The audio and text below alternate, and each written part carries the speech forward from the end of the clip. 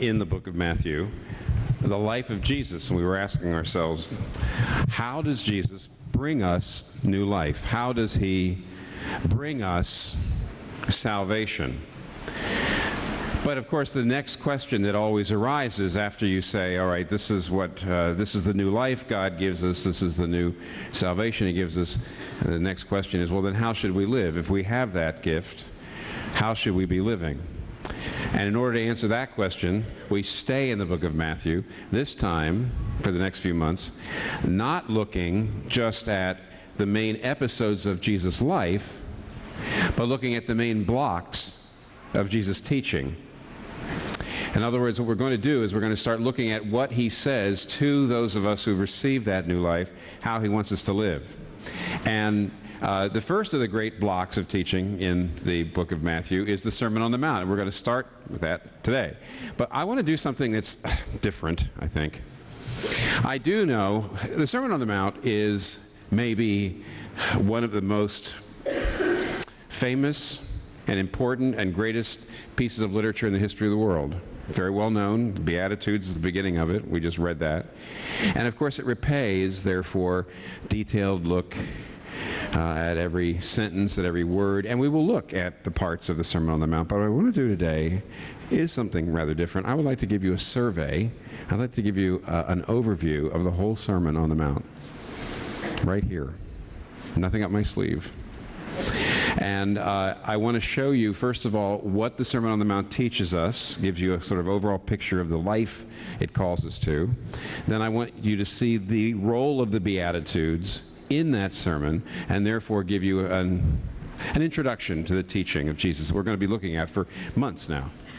But in order to do that, I need to introduce you. I'd like to help you see the glory of the Sermon on the Mount, the terror of the Sermon on the Mount, and the hero of the Sermon on the Mount. And if you see the glory and the terror and the hero of the Sermon on the Mount, I think you'll understand. First of all, when I say the glory of the Sermon on the Mount, what I'm going to do is now I'm going to give you a survey, an overview of the all that Jesus says in the Sermon on the Mount about how he wants us to live in 10 points. A survey, a summary in 10 points. Yes, 10. Ready? Okay? Count them. Number 1. First of all, well, not first of all, but one of the things he gives us, he lays out what our relationship to the world should be when he says, I want you to be the salt of the earth and the light of the world through your good deeds. And that means if you see somebody's life falling apart emotionally, others run away from that, Christians go in, because salt was in ancient times a preservative. It's something you rubbed into something to keep it from decaying. So when you see somebody's life falling apart, others leave, Christians go in. When you see a neighborhood falling apart, when you see a poor neighborhood falling apart, others move out, Christians wisely figure out how to be in there. Through good deeds. In other words, Jesus says, the relationship I want you to have to the world is to the most hurting places, the most difficult places. Christians should be attracted through lives of sacrificial service, investing your time, your emotion, your money into the places and the people that are falling apart. Salt and light. Point 1. But it not only does the Sermon on the Mount give us an outline of our relationship to the world around us, but also our relationship to individuals in that world when Jesus says, you've heard it said, don't kill. But I say to you, if you are angry, if you hold a grudge, if you insult somebody, in fact, if you even look down at someone and disdain them and are indifferent to them, it's as if you've killed them. And in other words, he's saying murder grows from these seeds. All murder grows from the seeds of disdain, of condescension, of insult, of anger. And if murder grows from the seed, and murder is bad, the seeds are bad. And what Jesus is saying is, here's what he wants of us, that every personal encounter we have, regardless of the person's race, their class, regardless of their moral character, regardless of their personality, their their likability, regardless of who they are, you treat them as an equal. You treat them as if they are infinitely precious and valuable, and they should always feel cherished and welcome. Does everybody you meet feel that way about you? That's point 2.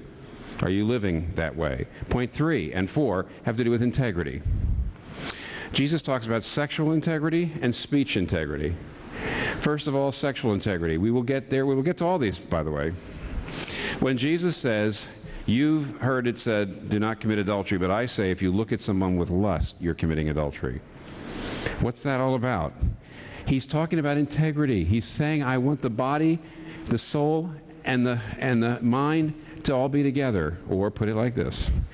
Jesus will say when we get there, you should never do something with your body that you're not willing to do with your whole life. You should not give your body to somebody unless you give your whole life to them in marriage, unless you give yourself legally and personally and economically and every other way. You shouldn't be physically vulnerable and naked with somebody without being willing to be personally vulnerable and naked by getting married to them. You shouldn't have sex outside marriage. Otherwise, you're ripping apart body and soul. No integrity. And then the fourth thing he says is he talks about not just integrity in the area of sexuality, but of speech. Jesus says, swear not at all, but let your yes be yes and your no be no. What's that mean? We will see when we get there. He's saying this.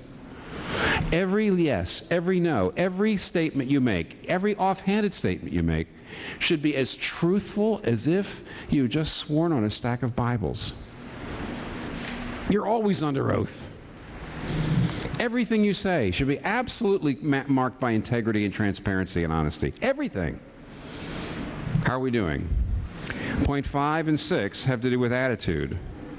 What is your attitude toward your opponents? Love your enemy and turn the other cheek. Those are some of the most famous parts of the Sermon on the Mount. And what does that mean? When it says turn the other cheek to your enemy, your cheek is the place of kissing. Especially in other cultures. We don't do as much cheek kissing as some cultures do. And so when Jesus says, here's someone who's wronged you, turn the other cheek, what you're saying is, never give up on that relationship. Jesus is saying, yes, if someone wrongs you, confront them, talk to them, correct them, but with such with such goodwill, with such a clear desire to get them back as friends, with no payback, with no comeuppance, with no punishment. Do you know how to do that? So that ordinarily people who are opposed to you are won over. Does that happen a lot in your life? And also, and that's point 5. Point 6 is your attitude toward the poor. In chapter 6, Jesus Christ says, when you give to the poor, let your yes be yes and let your no be no. Now, pardon me. I already said that. When you give to the poor, don't let your left hand know what your right hand is doing. Okay, I'm trying to give you a survey of the whole sermon, so a little sympathy. When you give to the poor, don't let your right hand know what your left hand is doing. What does that mean? First of all, it assumes that if you're a Christian, you're deeply involved with the poor, but it's not good enough. To not let your right hand know what your left hand is doing is a way of saying, don't congratulate yourself. Don't talk to yourself about it. Don't say, look at what a great thing I'm doing. Don't be condescending toward the poor, thinking, oh, these poor people, I need to be helping them. Yes, what a wonderful, open-hearted, noble person I am for doing so. Rather, what Jesus is talking about is not just the behavior of caring for the poor, but he's talking about a radically humble attitude in doing so, which we will get to. And that's point 6. Point 7, so where are we, by the way? Relationship to the world, you're attracted to places where things are falling apart, and you give yourself to them. Relationships to other individuals, everybody, no matter who they are, no matter what their race, class, tribe, no matter what their moral character, they feel cherished by you, honored by you, loved by you. Integrity in sexuality, integrity in speech, attitude toward your enemies, attitude toward the poor. Now, number 7 and 8 are 2 signs of where your heart really is. Point 7, Jesus talks about your prayer life.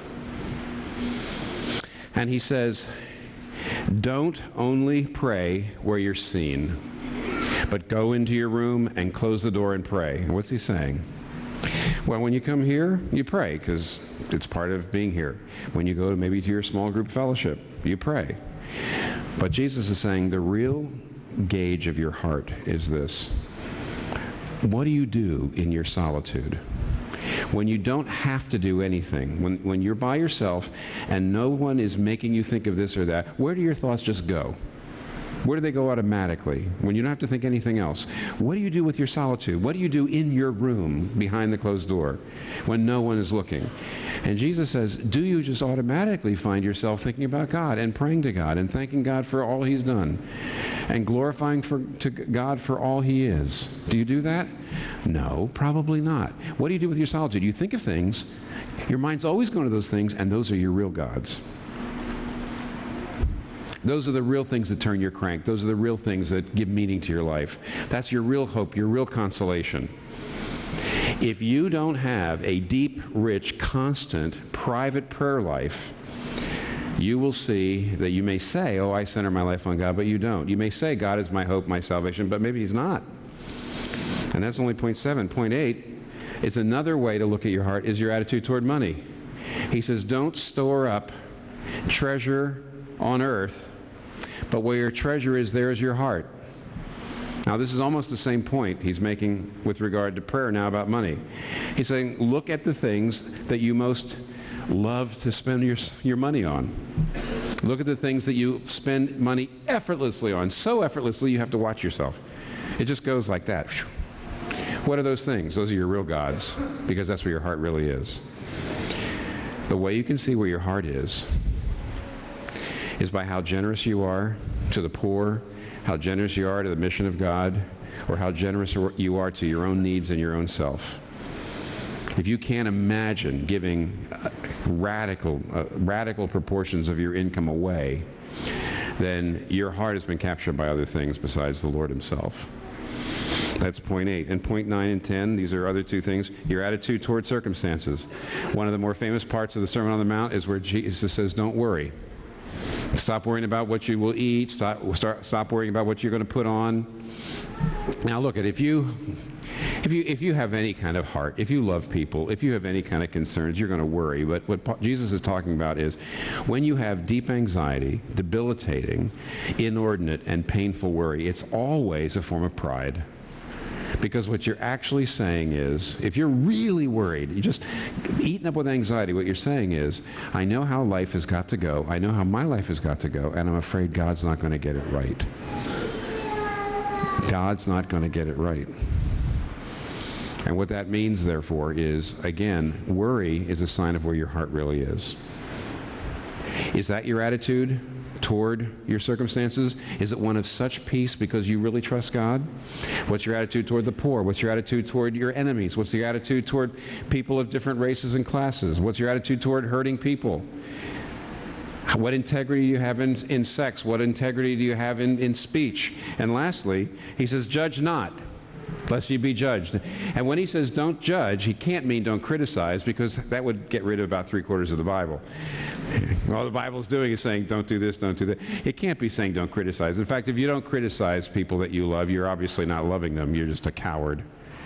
But judge means never correct without humility, without winsomeness, without such love that the people know.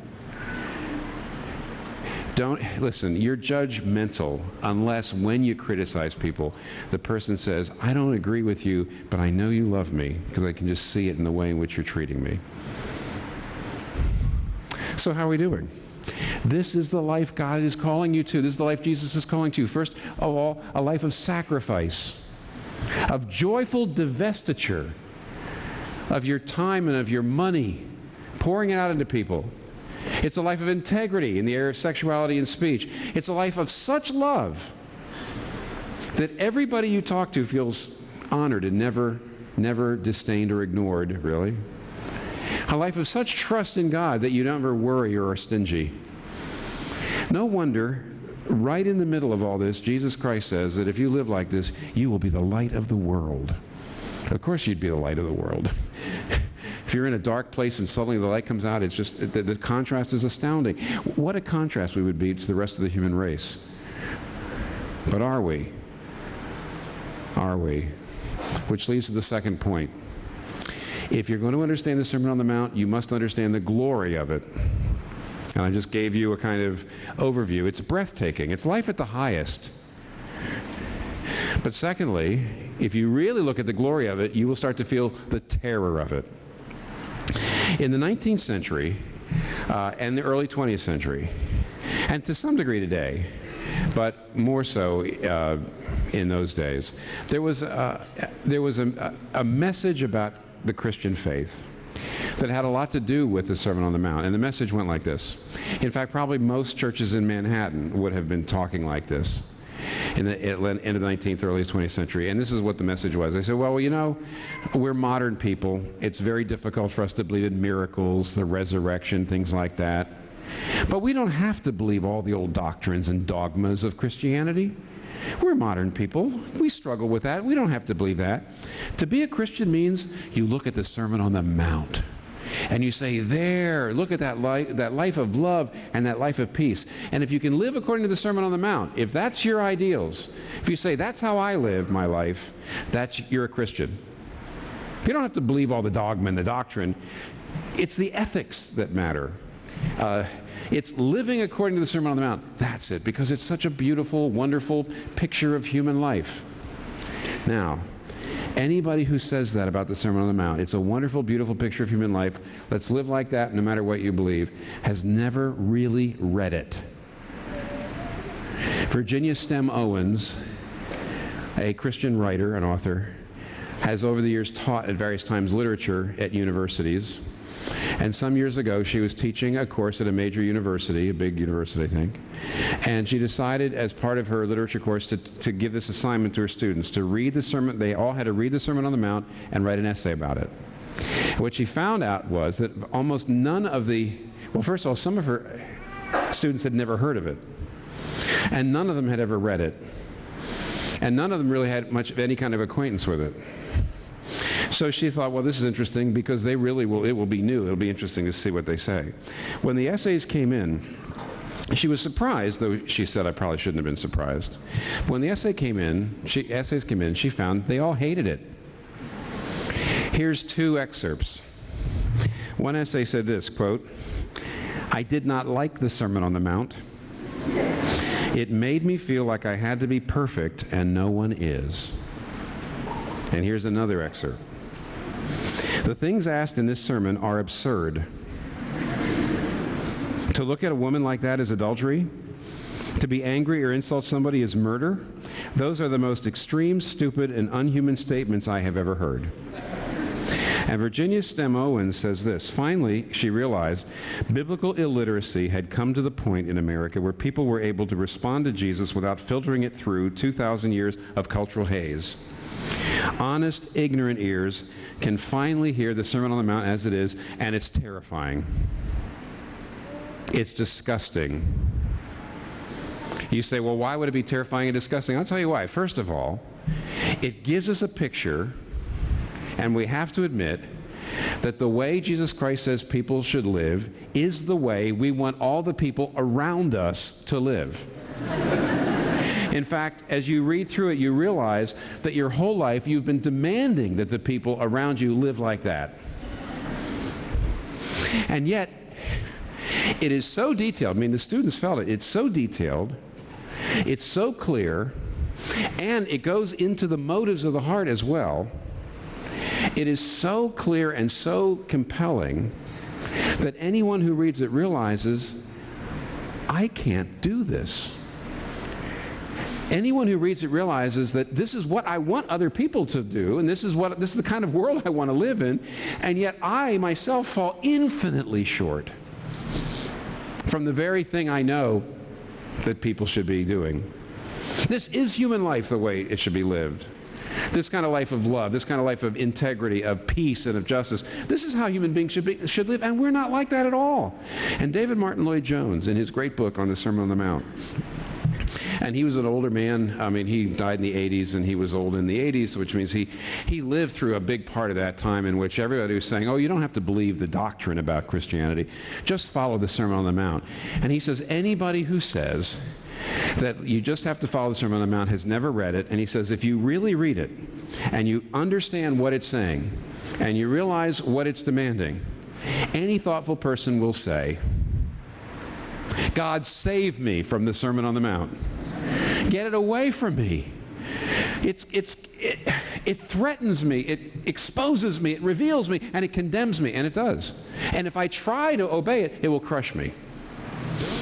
God, save me from the Sermon on the Mount. Do you feel the terror of it? If you see the glory of it, you will feel the terror of it. And that leads us to point 3.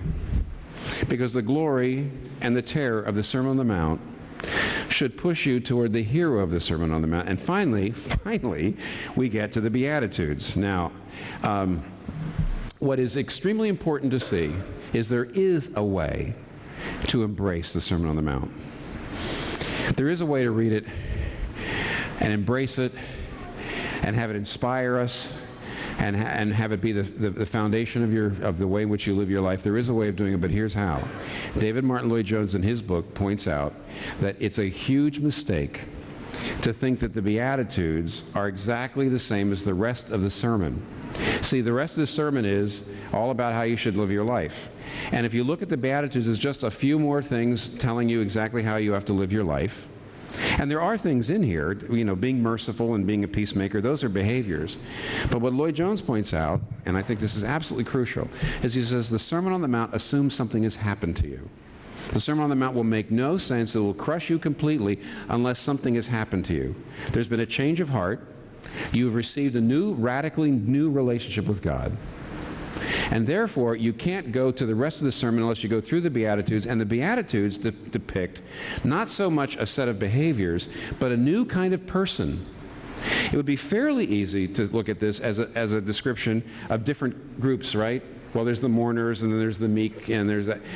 These are all descriptions of what Christians should be. In other words, Jesus is saying by giving us the Beatitudes first, you have to be this before you can do the rest. You have to be this before you can do the rest. And only Christians or people who are becoming Christians, only people who are Christians and people who are becoming Christians can be said that the Beatitudes are true of them. Let me show you. Come listen carefully. Poor in spirit. Only a Christian or someone becoming a Christian is poor in spirit. You say, what does that mean? Well, first of all, it's not talking about economically poor people. It says in spirit, which means poverty here is being used as a metaphor. Oh, there's plenty of other places where the Bible blesses the poor, the economically poor. It's just not here. Poor in spirit. The in spirit is there. Why? Because poverty now is a metaphor for my spiritual relationship with God. So what it's really saying is a Christian or a person becoming a Christian is spiritually bankrupt before God. What does that mean? Right. The average person, let's do a thought experiment. The average person, suddenly God's there. And if you had to give an account of yourself to God, virtually everybody would say this: well, God, I'm a good person in many ways. I've done many good things. I've tried very hard to do what is right. And, I've been a good father or mother. I've been a good, son or daughter. I've done good things in here. There's a lot of things I've done well. But on the other hand, it's true that I've done many bad things. In other words, what you're saying is, I have some money in the account. I have some spiritual money in the account. But I've got some debts too. I definitely have capital. I'm not without capital. I'm a good person in many ways. But I definitely have debts, so I do need forgiveness. I do need your pardon. I do need your help. That's not how a Christian talks. A Christian says, I have nothing in the account. I have nothing that I can do to recommend me.